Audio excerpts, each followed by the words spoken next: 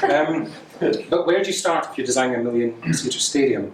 It's quite a difficult thing to imagine, actually. So with all building types, we start by looking at precedents. We look at the buildings that exist that might be similar to what we are trying to build.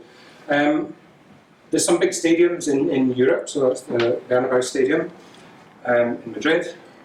It incidentally holds about 90,000 people, so well short. Nou Camp, or Camp Nou in Barcelona, it holds almost 100,000 people, still well short of what we're trying to do. Pretty massive stadium. The Aztec Stadium in Mexico, moving over to South America now, still only about 90,000 people, well short, but still pretty massive. To North America, biggest stadium in North America is this one, holds 107,000 people. We're still way short. Then you've got to go for the biggest attendance or capacity stadium in the world. You've got to go to Pyongyang in North Korea. And this is the 1st of May Stadium, which they claim holds 200,000 people, but if you count the seats, it holds 114,000. I think that somebody has. Pretty impressive stadium, but it must be pretty rubbish, actually, with all the running tracks between the pitch and the seats. Anyway, so then we have to look at things that aren't football stadiums to try and imagine what the scale of this thing is. Last football stadium one. This is Maracana in Brazil. And these two photos are from the 1950 World Cup final where Brazil lost to Uruguay, which was a national disaster in Brazil. They actually painted outside the stadium in the colours of Uruguay afterwards to nationally shame themselves. But it's the highest attended ever football game of 199,000 people, or 199,984, so almost 200,000 people, but a fifth of what we're trying to put into our stadium. If you look at giant copper mines that exist all over the world, you're now getting to the right kind of scale. This thing is 4 kilometres across. So that's, your average football stadium is probably about 300 metres across. So you're getting more into the kind of scale of thing that we're talking about here. You can look to science fiction. Don't read this book, I did. It's rubbish. But it's about humans all over the universe coming together in this intergalactic stadium. Another race is discovered, another alien race is discovered, and they all become pals through the power of sport in the stadium. It's a nice story, but it's badly written, it's kind of rubbish. But, I don't know if anyone remembers a film called Matter of Life and Death, which had Douglas Niven as an RAF pilot, and he crashes his plane, and he should be dead, but through an error, a clerical error in heaven, he's not dead, and he falls in love on Earth with a woman, and they realise they've made a mistake in heaven, and they gather everyone who's ever lived on Earth into this gathering to decide what they should do. So this is all of past humanity gathered in a giant stadium. So I think there's probably actually about 1.5 million people. But again, it's giving an impression of the kind of scale of thing that we're talking about. But how do you actually do this?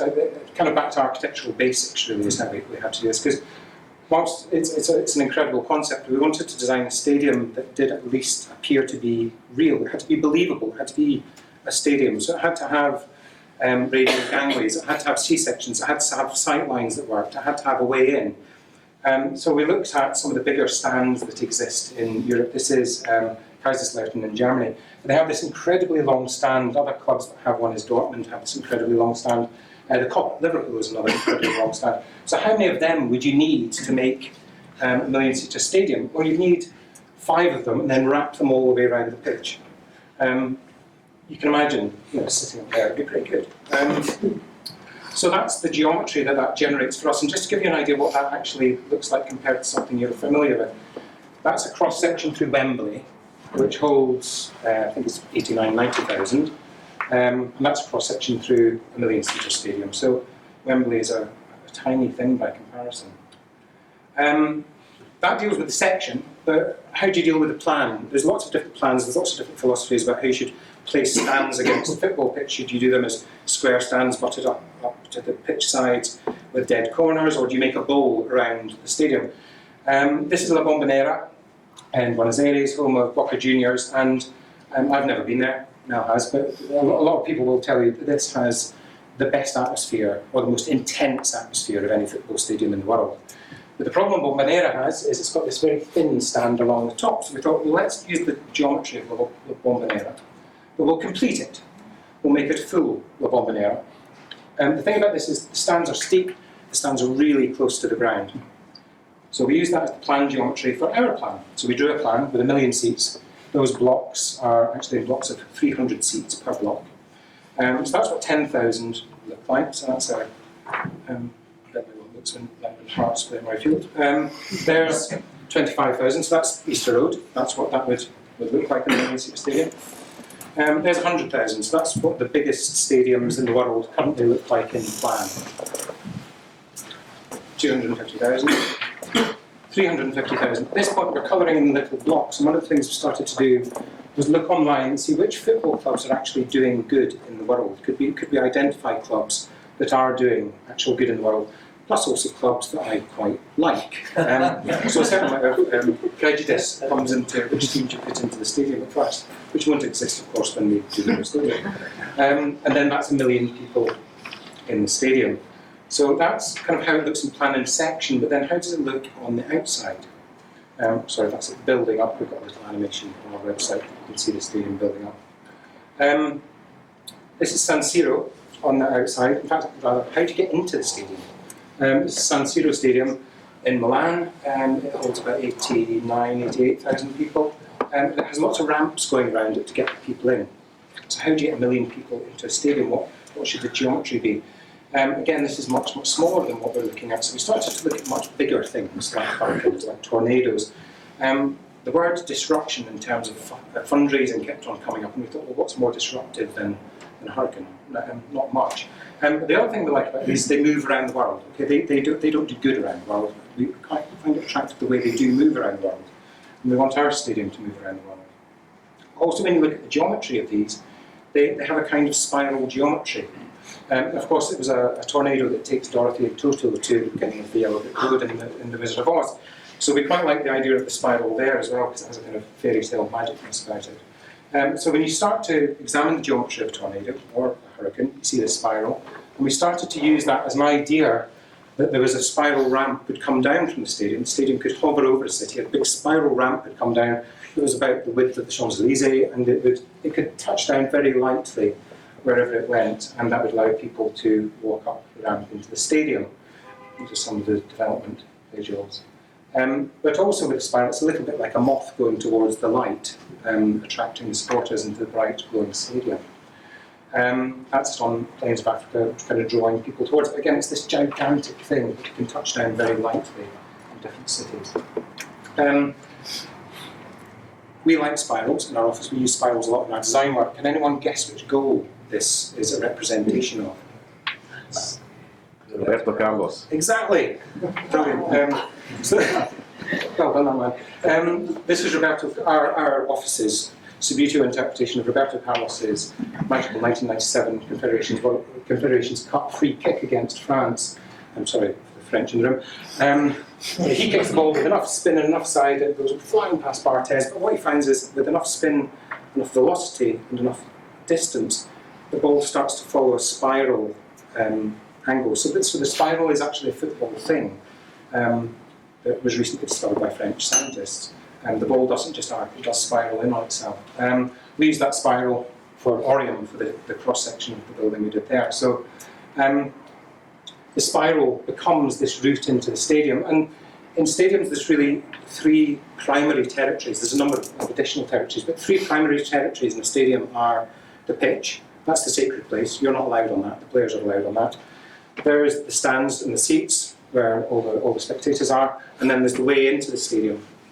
Each one of those territories gives sponsorship opportunities. So this is our ramp in, and one of the ideas is that as people come into the stadium, they go past these banners that show founding funders' logos on. So COPA we're talking to. So it could be, as you come into the stadium, you press on the COPA, you click on the COPA sign with your mouse. That can take you into a COPA virtual shop where they can sell merchandise. Or it could take you to companies, to Reiach and Hall Architects. It could take you to our website. So for the founding 50 supporters, this is one of the places that you'll have a presence. And this is on the front page of our website at the moment. So you've got that, and that takes you up to this is a view from the top tier of the concourse, at the top tier, looking back down to the stadium. When it's Brendan Rodgers said managing football teams like building an aircraft when it's in flight. And we imagine this thing's being built as it flies across the world. That's at 650,000 supporters on its way across the Atlantic. That's completed with 1 million supporters, again a view from the top tier looking down into the stadium. That's the inside of the stadium. The outside of the stadium has to have a look. And there's two distinct types of outside of the stadium that we're looking at here. On the right-hand side, we've got very wealthy countries with very expensive stadiums. This is the most expensive stadium in the world. It doesn't look like a stadium. The Alliance Arena in Munich is a fantastic stadium, but it doesn't really look like a stadium either. It looks like it could be an arena. It's hard to tell what it is. This is La Bombonera in Buenos Aires, and this is Independiente Stadium in Rio de Janeiro. On the South American ones, you can tell it's a football stadium from the outside. You can see the structure, and you can see the colour of the teams emerging on the outside of the stadium. In the UK, whether it's Hibs or Hearts, people will paint the outside of their stadium to show the colours. And I think that looks more like a football stadium than these do. Now, these are very expensive. That's super billions of pounds. So we're heading more in that direction in terms of the appearance of our stadium. We tried it with the kind of abstract, glassy look. It looks like a giant egg has landed in a fjord. We put this here because the Homeless World Cup was in Norway last year, so we placed the stadium there. But we started to abstract the geometry a little bit, to think about the terraces or the concourses. It starts to look more like a stadium, which actually helped give us an image for the kind of branding of the stadium, which has ended up like this. But there again, you can start to see colours of teams appearing on the outside of the stadium. And so we like the idea that you can see the back of the terraces, and as the terraces are populated by people becoming members of the stadium, they can say what team they're in, and those colours will start to appear on the outside of the stadium. So we get this kind of multicoloured outside of the stadium. As we've mentioned, the stadium can travel around the place, and funding supporters or founding funders have requested that we put the stadium in different places according to where they're from or where they would like the stadium to appear. So here it's travelling through the Alps on its way from Milan to Lyon, I believe. Over Christmas time and New Year, it took a bit of a rest up in Lapland. Here's it over Adelaide, who you asked if we could put it there and you funded. Thank you very much. And here it is floating over New York in a kind of slightly more science fiction type way. A kind of happier 1950s New York shot. But anyone who's thinking of becoming a founding funder, tell us where you'd like the stadium to appear, and we'll make the stadium appear in that place. You can then use that on your website to show your support for the Million Seater Stadium. Here it is in Moscow, because that's where the next real World Cup's going to be. Here it is in Stuttgart, because we have a founding funder in Stuttgart. Here it is in Boulder, Colorado. It's actually landed on the college stadium there, which is a big stadium. But those are kind of nice to have places, but really the point of the stadium is actually to do what Mel was talking about, which is to help charities that help homeless people around the world. So it's people like Slum Soccer in India who are really providing the reason for this entire stadium. And we'll be providing content for the stadium. And so I'm going to end on this one, which is showing some of those homeless children that may be being helped actually getting into the stadium. The point here is they'll be providing content that we'll be showing in the stadium. That's me.